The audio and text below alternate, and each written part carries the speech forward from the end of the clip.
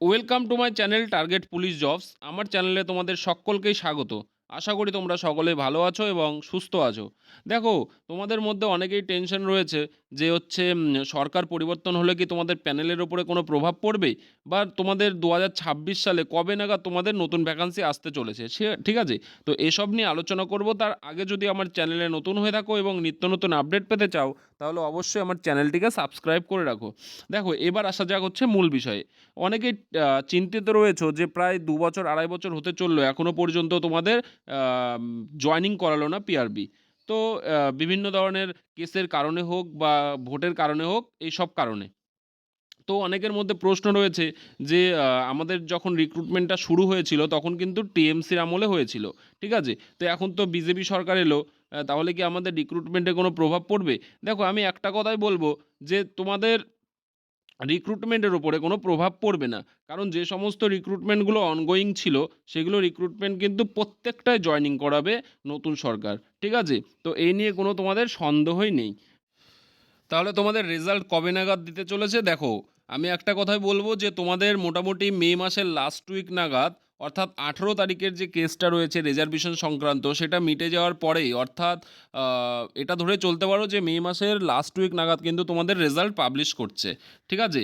Result মে মাস নাগাদ publish করালে মোটামুটি জুন মাসে তোমাদের জয়েনিংটা কমপ্লিট করিয়ে দেবে, ঠিক আছে?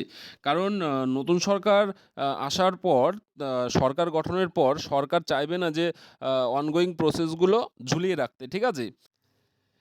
এবার আসি নতুন ভ্যাকান্সি নিয়ে কিছু কথা বলবো, ঠিক আছে? দেখো, প্রায় ৩ বছর হতে চললো, এখনও পর্যন্ত নতুন করে কোনো ওয়েস্ট বেঙ্গল পুলিশের রিক্রুটমেন্ট এখনও পর্যন্ত বাড়ায়নি, ঠিক আছে?